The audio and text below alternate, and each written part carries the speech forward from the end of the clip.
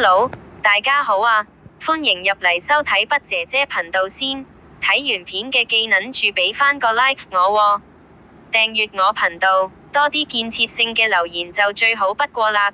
希望大家網友可以鼎力支持我先。今日8月8號星期六嘅週末，出邊天氣非常炎熱，至於戶外工作嘅朋友，真係辛鳩苦啦。記住要飲多啲水，要小心身體喎。性格嘅取向觀點，梗係每個人都唔同啦，一定有喜歡同唔撚喜歡㗎啦。不過唔夠喜歡就唔代表你可以去摧毀同去毀滅，因為你唔係響呢個世界係大閪晒㗎。每個人都有自己嘅選擇自由。如果你對人哋嘅選擇唔撚滿意，就走去做出啲非常暴戾式嘅針對性行為，就已經係屬於侵犯式同有機會係犯鳩咗法㗎啦。琴日將軍澳寵物公園發生懷疑有人放毒溺殺狗，我筆姐姐都覺得好撚嘔心，呢啲真係好鳩冇同理心同好撚殘忍嘅自私行為。事件嘅發生經過就係咁，有位狗主帶隻狗去寵物公園散步放狗，咁好撚正常噃，冇乜違規同騷擾到人哋㗎喎。之後返到屋企，隻狗就出現咗抽筋同埋肚瀉嘅症狀，發現個鼻哥就有黐住啲白色嘅粉末添，懷疑係應該響狗公園黐返嚟嘅。跟住狗主就即刻抱住隻狗去動物醫院求助，好撚可惜就返魂無術，證實不治添，真係南無阿彌陀佛啦。狗主嘅悲痛心情，唯有響社交平台發文哭訴。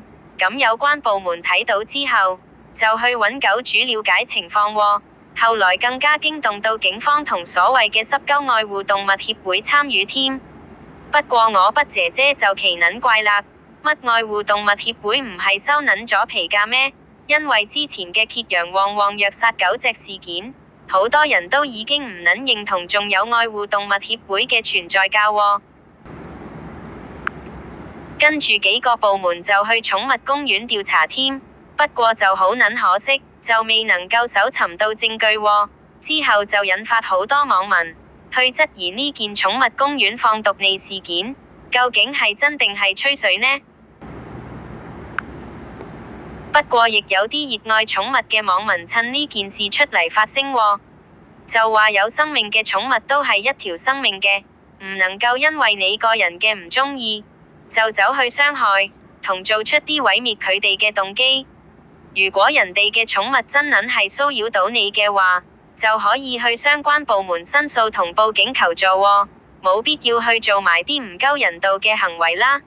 雖然唔撚鍾意寵物嘅人，係唔會將寵物嘅生命同人類嘅生命去比較嘅，但應該有撚返自己屬於人類嘅人性噃。其實我筆姐姐就覺得，香港虐殺寵物嘅事件依然存在同經常發生喎。雖然響香港虐殺寵物係屬於犯法嘅，但好閪多時睇到佢呢啲嘅犯法懲罰，唔係罰錢就守行為，根本就起唔到乜撚嘢阻嚇作用。文明嘅社會係咪應該要唔存在呢啲殘酷嘅行為呢？香港政府係咪應該要積極啲去改進同檢討一下呢？好啦，最後筆姐姐又同各位講一下啲無撚聊嘢先，就係我自己冇出片咁耐，真係好撚悶啦。家陣閪痕又出片同大家見面，希望彌補一下我嘅空虛寂寞啦。至於有冇人仲掛住我呢？我就想問一下大家先，可以嘅話就答覆一下我喎。如果真係有人掛鳩住我嘅話，就請留言打過一字。如果睇完片覺得我唔知噏乜閪，應該要早啲收皮嘅，就請留言打個2字，希望大家積極回覆啦。好啦，我呢位筆姐姐大媽，今日又同大家吹水完畢啦。不過你哋都要記撚住喎，睇完片要俾鳩返個 like 我，有興趣嘅就訂閱我頻道，因為多啲人訂閱我就會多啲出片嘅。